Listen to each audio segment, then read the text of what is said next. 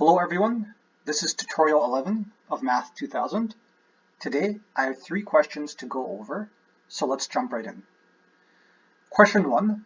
Calculate the volume of the region under the surface z equals to xy, and the region is described to be inside the first quadrant and bounded by the curves this and these 2 lines.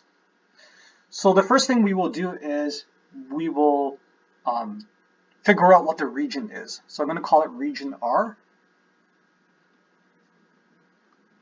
And let's give it a quick sketch. So we know that it's inside the first quadrant. So we're only interested in stuff up here. So the first curve x equals to y squared. It's more like this. So think of a parabola.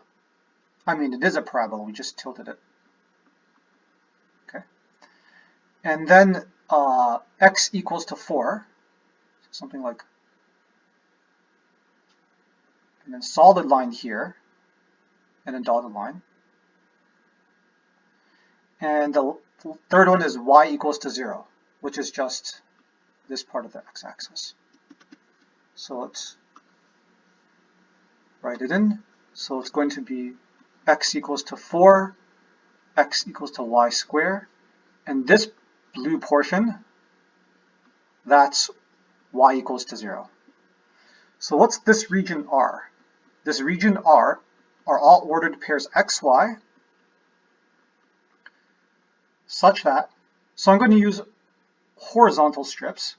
So when using horizontal strips, I know the y values are going from 0 to 2. So let's label the points, by the way. So that's quite obviously 4, 2. This point here is quite obviously 4, 0. And this point here is 0, 0. So we know the y values will have free reign from 0 to 2 because we're using horizontal strips. And so horizontal strips being like this. So you know the x values have to be above the parabola portion and below 4. So what does that mean? It means y squared is less than or equal to x, less than or equal to 4. And that's this region that we see here. And the question is to calculate the volume. So volume V is equal to the double integral of this, because z is equal to xy. And the way I described it is a dy dx. So, no, it's a dx dy. So the x values go from y squared to 4, and the y values go from 0 to 2. If I want to do dx dy, which you can do, that's what it means to use vertical strips. So if I simplify this, so when I integrate by dx, I treat the y as a constant. And the x values go like this. And I simplify. So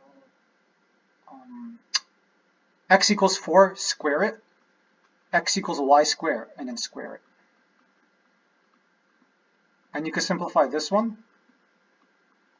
So that's what? 8y minus half y to the power 5. And at this point, this is just an integral of one variable. You already know how to do that from first year. So I'm just going to breeze along those details. You know how to do it. That's 32 over 5. And that's it for question 1.